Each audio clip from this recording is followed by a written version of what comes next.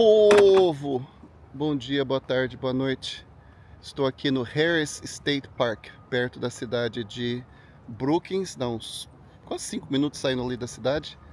Aqui é legal porque tem esse parque estadual onde o pessoal acampa, de costume. Mas, como é de se esperar, está cheio, sendo uma segunda-feira, e mais pra frente vai ser pior ainda. Porque tem que fazer reserva, tem muita gente que faz reserva com 1 ano de antecedência para poder ter um espacinho legal por aqui. Então, fazer o quê? E dá para ver também que ali já está o mar. Tem gente que está acampado aqui assim do lado, que dá para ter essa vista maravilhosa aqui do Pacífico. Sorte deles. Mas, como eu disse, reserva é praticamente impossível. Daí quanto é que está custando aqui para acampar? Não está falando, está até fechado. Eles fazem a lista aqui de quem está acampando, as baias que eles vão pegar. Tem que ir lá no site para fazer a reserva antecipada. Ah, tá aqui? Não? Sim. Quem é residente paga... Isso aqui é só para ficar caminhando aqui por dentro. Veículo, se quiser ficar aqui dentro, $10 pro dia, para usar durante o dia. E daí fazer pagamentos. Tem a caixinha aqui e tem papelzinho para preencher. Então, só dar uma andadinha aqui rapidinho. Já vi que tem até um Little Max aqui, o Little Max 1. Achei uma parada numa baia aí. E até conversar com o dono se ele estivesse do lado de fora. Vamos ver se caminhando eu acho ele. Ó, dá até para fazer várias caminhadas que tem por aqui, descer até lá na praia, lá embaixo. As baias aqui costumam ser parecidas lá com a do Thousand Trails ou outros parques. Mas a maioria não tem esgoto. Eles costumam ter água, energia. E daí tem as baias para baias. Tem os espaços para barracas comum. Eles costumam ter durante o verão bastante atividade para crianças. E é bem legal os parques estaduais. Antigamente, quando não conhecia Thousand Trails, nada, daí eu sempre ficava em parques estaduais, que realmente é uma estrutura muito sensacional. Aí, lugar para comprar madeirinha, $7, que tá caro. Daí aqui tem um lugar para você poder pagar o seu ingresso para poder ficar passeando por aqui. Daí fala que aqui tem cougar, tem lobo, tem urso. Tem um pouco de cada. E informações aqui também sobre os lugares onde que dá para passear aqui por perto. A média, vamos dizer assim, para os parques estaduais é em torno para acampar 38, 48, por aí, dependendo do tipo de baia que você pega. E como eu disse, tem que fazer reserva com muita antecedência. Aqui um parquinho para as crianças. Então a manutenção desses parques estaduais é impecável. Que chato, né? Olha aqui a entrada. Daí você acampa aqui e daí sai para fora do campo e já tem essa vista aqui. Muita sacanagem, né? Por que o Thousand Trails não arruma uns lugares assim legal? Porque obviamente é o estado e o estado tem privilégios. Daí eles vêm nesses lugares aqui sensacional. E daí cria essa área de acampamento para todo mundo ficar feliz vendo essas vistas maravilhosas. Que lindo que é essa costa de Oregon, hein? Toda vez que eu pergunto para alguém de Washington, eles falam que a nossa costa é muito mais bonita que a deles. E realmente é. Prontos aí para ver uma das vistas mais fotografadas da costa de Oregon. Olha que coisa linda!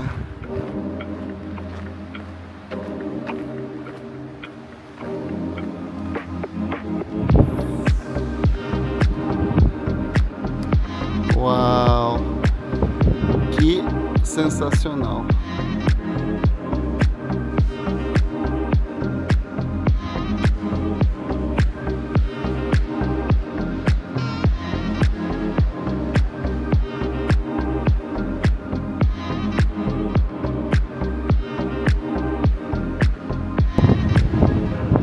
E a vista de baixo é mais bonita do que a vista de cima.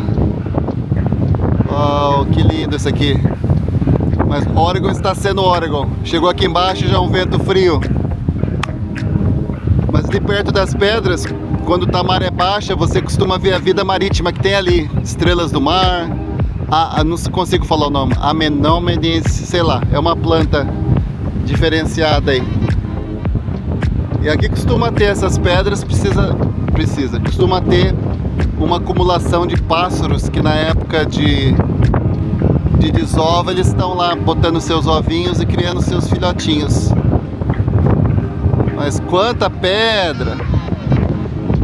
Vou deixar para passear nas pedras quando estiver na minha próxima parada. Isso é importante lembrar, viu? Tô falando aqui, ó, valores não estão seguros nos veículos. Às vezes, tá falando todas as coisas que não pode, né? Como sempre. Tá falando drone, né? Só que com esse vento, o drone vai bye. E às vezes também tem molusco aqui, clams, que vem é o California clam, é o outro, razor clams. Tem uns que não são bons para o consumo. Então tem que ter cuidado ali quando deixa o carro, levar pelo menos o passaporte, as coisas mais valiosas junto aí numa mochila, porque às vezes pode ser um malandro aí, em poucos segundos aí, quebra o vidro e rouba tuas coisas. Já vi em vários estacionamentos assim, com o vidro, não o carro lá, mas o caco de vidro, que obviamente alguém quebrou e roubou as coisas que estavam no carro. Mas olha que legal. A nossa linda praia, se essa água fosse quente, hein? Ia bater qualquer praia do Brasil.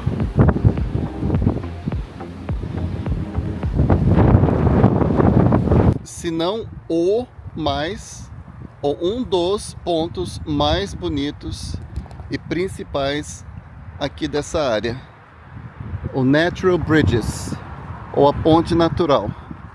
Dá pra ver aqui o estacionamento segunda-feira. O cara danou o carro aqui. Já dá pra ver que aqui o estacionamento numa segunda-feira está cheio. É o Natural Bridges Viewpoint. Então vamos lá mostrar pra você um dos pontos, ou o ponto mais famoso que tem aqui nessa área. São vários pontos para parar, mas esse aqui é um dos mais famosos. Bom, então eu não vou fazer o caminho até lá embaixo, porque dizem que é muito ruim. Também não foi a minha intenção de fazer a caminhada até lá embaixo, mas só entrar aqui no meio um pouquinho para lembrar como é que é a caminhada e ver se tem mais algum ponto interessante para fotografar. Faz tempo que eu estava querendo vir aqui, nunca consegui vir porque sempre passava na estrada correndo, indo ou voltando da Califórnia, e o tempo estava sempre muito ruim para parar e fazer esse tipo de passeio, esse tipo de caminhada. Então, graças a Deus, depois de muito tempo, o tempo melhorou. E agora dá pra gente fazer esse passeio aqui, olhando essa maravilha, uma das maravilhas de Oregon, né? Acho que de top 10, esse aqui é um dos pontos mais bonitos que estão sempre comentando a respeito, sempre tirando fotos, fazendo vídeos. Então, finalmente, deu certo. Bem-vindos às pontes naturais. É um dos lugares mais famosos que tem aqui em Oregon. Eu acho que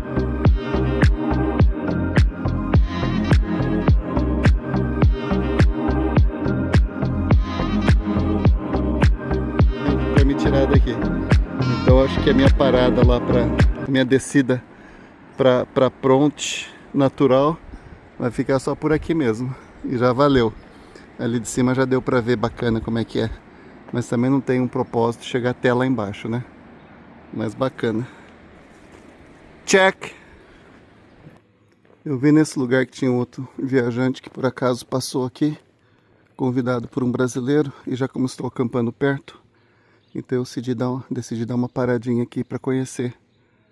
Fica aqui, esse rio chama Rogue. É um lugar muito bacana, muito bonito. Mas os precinhos da coisa é bem amargo. E fica no meio das montanhas, ou seja, você sai da 101, entra numa ruazinha cheia de curva, daí dá mais umas 10 milhas e daí você chega aqui. Só que é o tipo da coisa. Se você tem cobre no bolso, vem aqui passear. Se não tem, esquece, porque uma cervejinha foi $15. Cerveja sem álcool, até que tava boa. Mas a gente compara, né, os preços, né? Mas bacana, eles também tem quartos. E também tem uns quartos que parece que é meio de vidro, que fica mais à beira ali do rio. Mas como está ficando escuro, eu vou bye bye.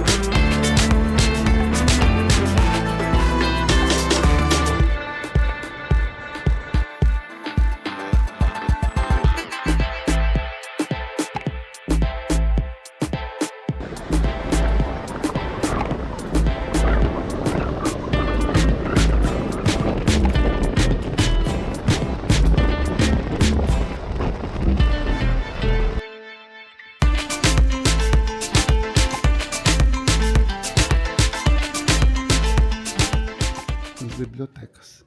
Olha o tamanho disso aqui para uma população de 6 mil habitantes. Mas eu não vim aqui por causa disso.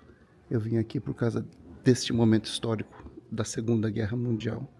Eu já tinha lido a respeito disso, então essa viagem está sendo para descobrir histórias da Segunda Guerra Mundial. Então o que aconteceu? Estamos aqui falando do japonês Nobuo Fujita.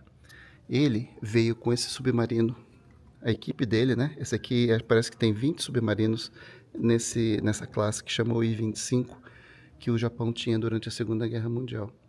Então, esse submarino, particularmente, tinha um compartimento onde eles guardavam um hidroplano.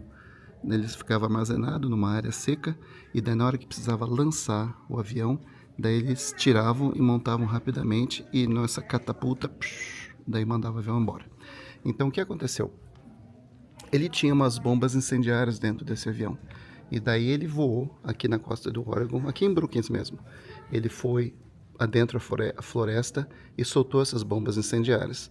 Mas o que aconteceu é que a mata estava muito molhada, úmida. Então ele não teve sucesso no que aconteceu. Então daí foi embora. E daí o que aconteceu? 20 anos depois da Segunda Guerra Mundial, em 1962, eles convidaram o japonês para voltar. A cidade queria fazer uma homenagem a ele. Olha a ideia. Daí muita gente aqui ficou chateada, que não queria, não sei o que tem. Mas eles queriam mostrar que não tinham mágoas, e já que não aconteceu nada demais, então chamaram o japonês de volta para cá. Daí ele veio e ele trouxe essa sword, como é que chama isso aqui? Essa espada. Essa espada que já estava na família dele há 400 anos. E ele trouxe isso de presente aqui para a cidade. Então daí ficou aqui nessa biblioteca, ou está aí na biblioteca, e a mocinha que fica ali na informação, ela me explicou de vez em quando tem uma cerimônia. E esse japonês, ele voltou para cá várias e várias vezes até 1997, quando ele faleceu com 85 anos de idade. Tá vendo que história sensacional? Você vai num lugar onde você acha que não tem nada e tem essa história fantástica sobre a Segunda Guerra Mundial que praticamente ninguém sabe. Então foi o único ataque que teve no território americano, né? Pearl Harbor, obviamente, é uma ilha, mas dentro do território americano, onde houve um ataque dos japoneses dentro dos Estados Unidos. Sensacional a história, né? Olha, estou vivendo a história da Segunda Guerra Mundial olhando para essa lança. Na verdade, 400 anos de história, né? Sensacional. Então, para quem gosta desse tipo de história, que venha aqui à biblioteca de Brookings para conhecer essa história. Ó, tem até o display ali falando sobre a história e também pode apertar os botãozinhos aqui para contar a história. Só que eu acho que não vai ser vídeo, né? Vai ser por escrito. Por escrito eu acabei de contar a história para vocês, né? Então não precisa mostrar mais. Tá meio travada. Opa, começou aí, ó. tá vendo? Tá mostrando a história aqui. E esse navio foi, o submarino, né? Foi afundado. Esqueci o ano, mas foi afundado pela Marinha Americana. Que coisa interessante. O que é o mercado, né? Langlois Market. Eu pensando que ia ser aquele baita cachorro-quente gigantesco. Quen, quen, quen, quen, quen. Nada demais. Acho que é só a salsicha mesmo que tem a história. E eu pedi para não colocar picles, né? Que deve ficar muito ruim. Tem outras opções, mas esse aqui que é o World Famous Hot Dog. Aproveitar que a neblina foi embora, fazer um pequeno tour aqui. Essa aqui é o estacionamento do Flores Lake. E daí tem uma entrada aqui para você deixar o barco e sair aí para o meio do lago. Muito popular aqui esse negócio de paragliding. Metade do povo que eu vi ali no camping tá com esse negócio aí. Daí o camping já é aqui atrás dessas árvores aqui. E o bacana é que eles sempre deixam, não em todos, né? Um salva-vidas extra aí se você esquecer o teu em casa. Se você quiser fazer o caiaque, lá na frente, não dá pra ver, né? Que tá meio longe. Mas lá pra frente tá cheio de barco, de barquinhos. E daí aqui dá acesso lá no mar. Vamos ver se dá pra chegar lá, se não tá muito ventoso. Ai, as ideias. Legal, né? Você começa a ficar curioso, começa a ler a respeito do lugar. Dizem que aqui eles queriam fazer uma Venice da costa oeste. Mas daí descobriram, eles iam fazer um canal que chegaria desse lago aqui até o oceano. Mas daí descobriram que o lago tinha 40 pés acima do nível do mar. E se fizesse esse canal, daí ia esvaziar o lago. Daí pararam. Não, na verdade começaram a fazer. Tá cheio de fotos aqui da pré-construção, ou metade construído. Mas daí desistiram. Isso em 1909, hein? Faz tempo. Tem que pagar aqui também, porque o pessoal coloca barco aí, $10,50. Carinho. Esse lago aqui já não é tão claro como os outros lagos que a gente estava passeando semanas atrás. Mas é bem grandinho, dá para fazer bastante esporte aquático aqui. E também é uma reserva aqui que tem vários tipos de pássaros. Como eu vou ficar aqui 4 dias, eu acho que vou deixar o passeio para a praia para outro dia. Tá frio. Que mudança de tempo, meu Deus. Logo lá atrás daqueles morrinhos ali, que é a praia. E aqui o lago todo e o cara lá se divertindo no paraglide dele. Então vou deixar esse passeio para depois, que já tá ficando tarde. Então vamos voltar lá pro camping. E aí, povo, desde aqui do ventoso, a ventosa área aqui de Oregon, aqui nesse lugar que chama Cabo Branco, é onde que tem o farol, que é o mais antigo de Oregon, e também é o que fica na ponta mais extrema oeste de Oregon. Então estou aqui passeando. Aqui venta muito por causa da formação geológica aqui, que isso aqui fica tipo assim, vamos falar assim, esticado para o mar. Então vem muito vento do norte nessa época do ano, no inverno vem vento do sul, e que pode chegar a 160 km por hora, para vocês verem que loucura.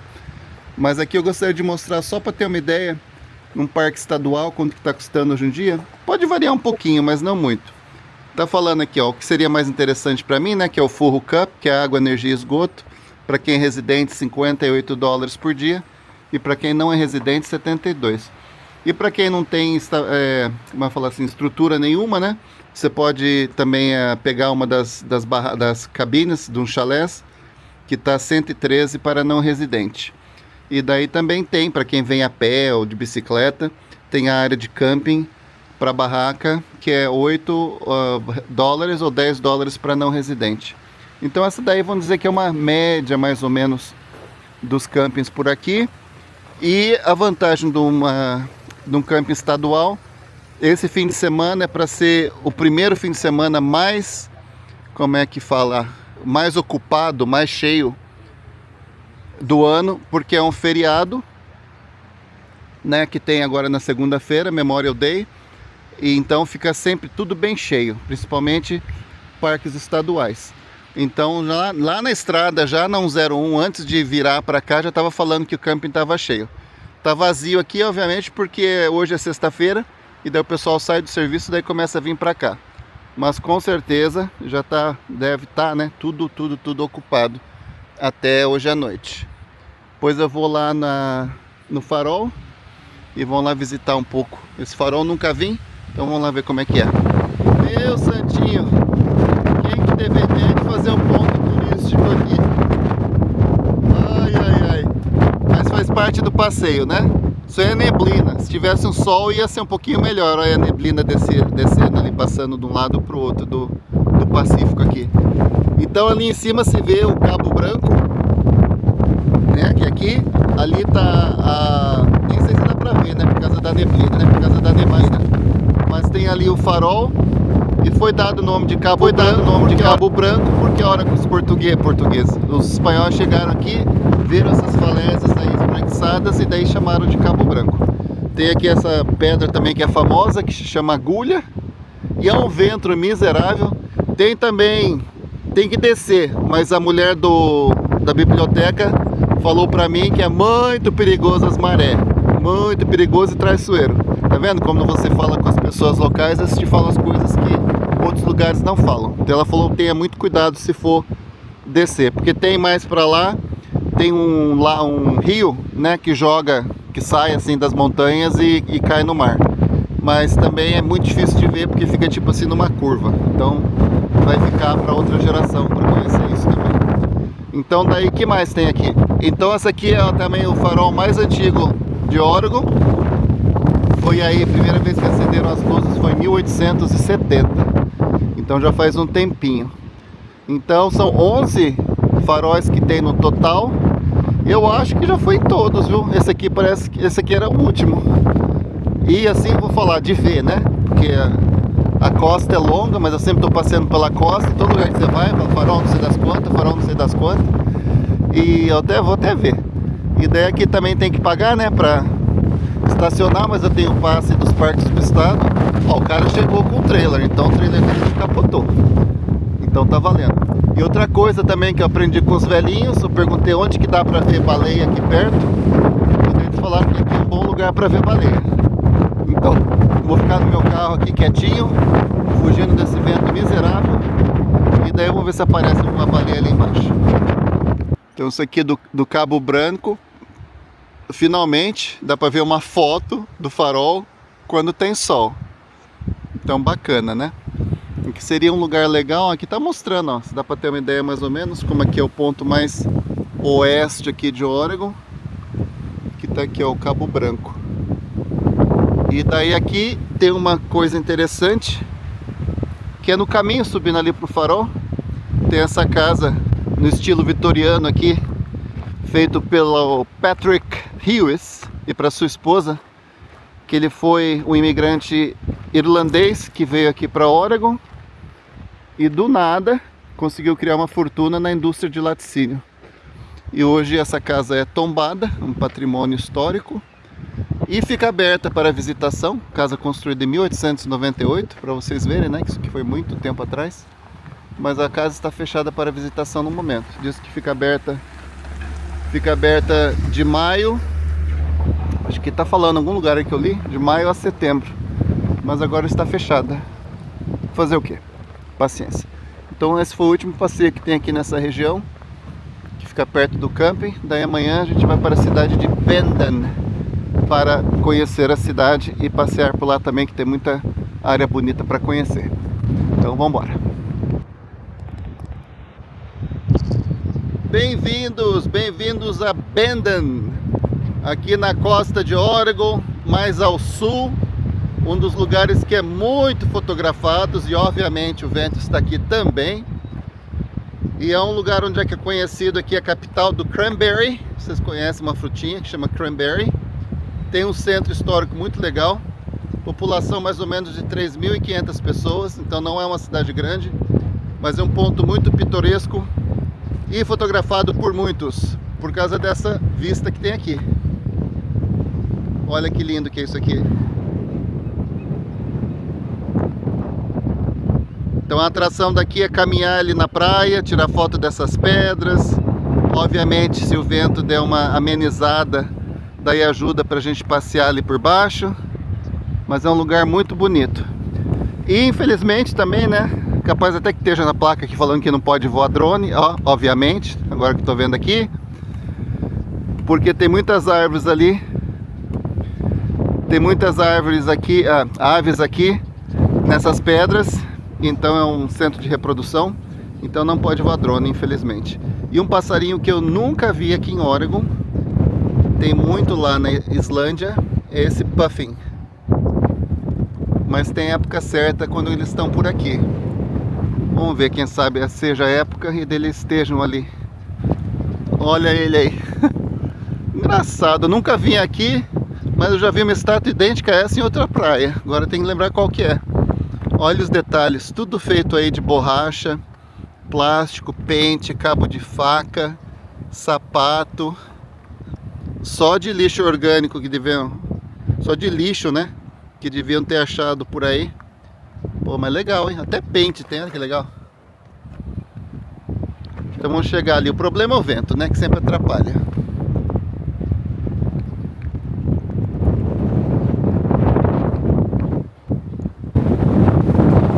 Sem dúvida, muito bonito, né?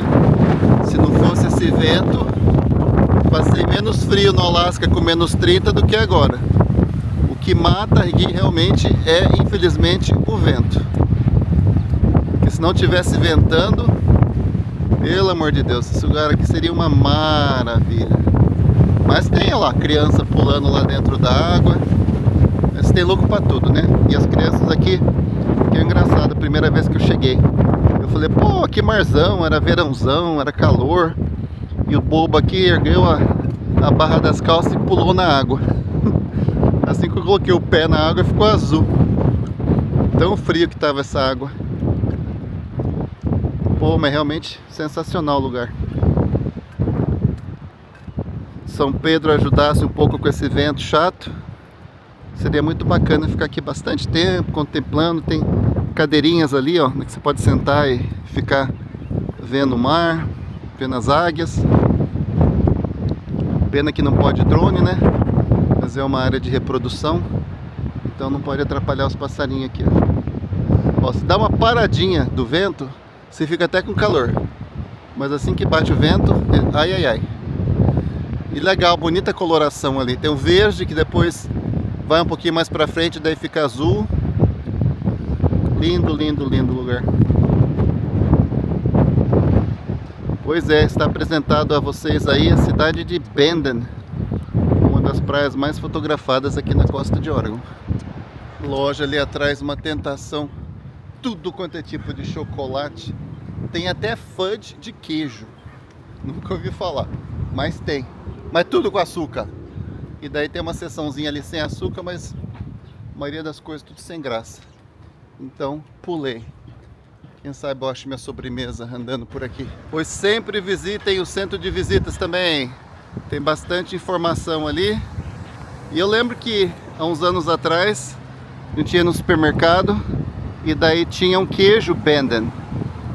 E eu lembrei agora e fui perguntar para ela. Ela disse que a fábrica de Tillamook, que fica um pouco mais ao norte, comprou e fechou. Para matar a competição, porque esse queijo Bandon tinha em todos os lugares. Mas ela falou que reabriu com 2 pessoas particulares, aí agora tem outro nome.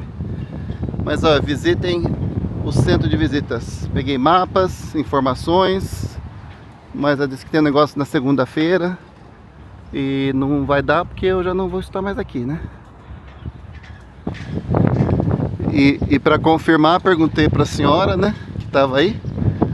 Ela falou que realmente que sempre venta. Agora o problema é esse vento frio, né? Que daí atrapalha. Se fosse um vento quente, agradável, até que seria bom, mas é frio.